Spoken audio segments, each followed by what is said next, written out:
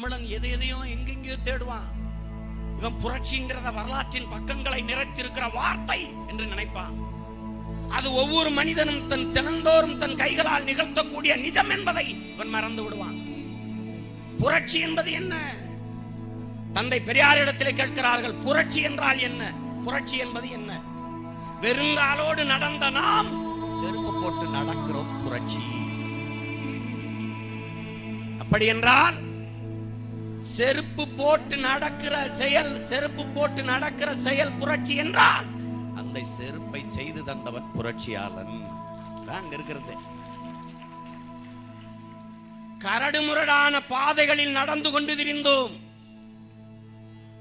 அதை பயணிப்பதற்கு ஏற்ற பாதையாக மாற்றி தருகிற செயல் புரட்சி. அதை செய்து கொடுத்தவன் புரட்சியாளன். மூக்கை பிடித்துக் கொண்டு குப்பையை போடுகிறோம், அதை மூழ்கி எடுத்து சுத்தம் செய்கிற செயல் புரட்சி செய்கிறவன் புரட்சியாளன். சடையும் முடியுமாக வாழ்கிறோம், அதை வெட்டி அழகுபடுத்துகிற செயல் புரட்சி செய்கிறவன் புரட்சியாளன். ஆளுக்கு துணியோடு திரிகிறோம், அதை வெளுத்து வெள்ளையாக தூய ஆடையாக தருகிற செயல் புரட்சி, அதை செய்கிறவன் புரட்சியாளன். நாள்தோறும் எத்தனை புரட்சியாளர்கள் நம்மோடு வாழ்ந்து கொண்டிருக்கிறார்கள் என்பதை அறிவார்ந்த என் தம்பி தங்கைகள் புரிந்து கொள்ளணும். அடுத்த தலைமுறை பிள்ளைகள் நீங்கள் தெரிந்து கொண்டு வாழணும்.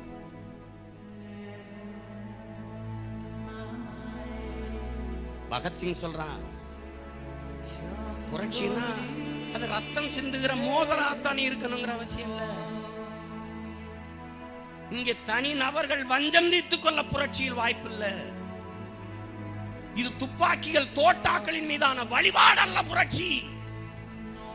பின்ன எது புரட்சி? திட்டமிட்டு அநீதிகளால் கட்டமைக்கப்பட்ட இந்த சமூகத்தை மொத்தமாக மாற்றுகிற செயல்தான் புரட்சி என்கிறார்.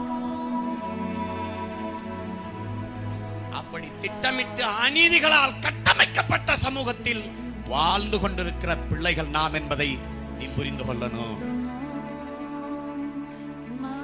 லெனின் இன்னும் மேல போய் சொல்றான், புரட்சிங்கிறது கட்டளைக்கு கீழ்ப்படிந்து நடப்பதில்லை. அது தருணங்களில் சூழ்நிலைகளிலும் பிறப்பதில்லை. அது வரலாற்றின் போக்கில் முதிர்ச்சி அடைகின்றது. அது உள்நாட்டு வெளிநாட்டு பல்வேறு காரணங்களால் புரட்சி வெடிக்கிறதுங்கிறான். அப்படிதான் ஜல்லிக்கட்டுக்கு புரட்சி வெடிச்சது. ஜல்லிக்கட்டுக்கு புரட்சி வெளிநாட்டு உள்நாட்டு காரணங்களால் தான் ஜல்லிக்கட்டுக்கான புரட்சி வெடிச்சது. புரட்சி எப்போது தோன்றும்? இதுவரை வாழ்ந்தது போல இனி எப்போதும் வாழ முடியாது என்கிற நிலை தோன்றுமானால் தானே புரட்சி அந்த மண்ணில் தோன்றும் என்கிறான் புரட்சியாளர் லெனின். அன்பிற்குரிய தம்பி தங்கைகள், புரட்சி என்பதை ஒரு பெரிய வார்த்தை. இதெல்லாம் மாசே துங் தான் நிகழ்த்த முடியும், பிடல் காஸ்ட்ரோ தான் நிகழ்த்த முடியும், சேகுவாரா தான் செய்ய முடியும், இதை ஹோசிமின் தான் செய்ய முடியும் என்று நினைக்க வேண்டாம். நீங்களும் செய்ய முடியும், நானும் செய்ய முடியும், நாம் எல்லோரும் இணைந்தும் செய்ய முடியும். புரட்சி என்பது தலைகீழ் மாற்றம்.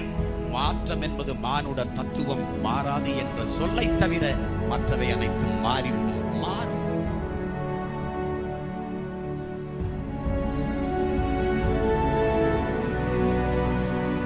கல்லூரி விழா மாணவர்கள் தம்பி தங்கைகளை சந்திக்க வேண்டும் என்றால் மகிழ்ச்சியோடு எல்லா வேலையும் விட்டு ஓடி வருவது ஏன்?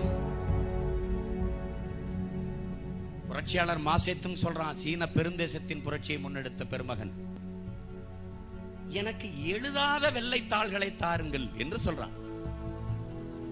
எல்லாரும் எழுதி எழுதி கிறுக்கி கிறுக்கி கையெழுத்து போட்டதுல நான் எவ்வளவு அழகாக எழுதினாலும் நீ படிக்க முடியாது. எனவே எழுதாத வெள்ளைத்தாள்களை எனக்கு தாருங்கள், நான் உருப்படியாக எழுத வேண்டும் என்று நினைக்கிறேன். அப்படி உருப்படியாக எழுத நினைப்பதால் தான் எழுதாத வெள்ளைத்தாள்கள் உங்களை தேடி தேடி நாங்கள் ஓடி வருகிறோம் என்பதை என் அன்பு தம்பி தங்கைகள் புரிந்து கொள்ளும்.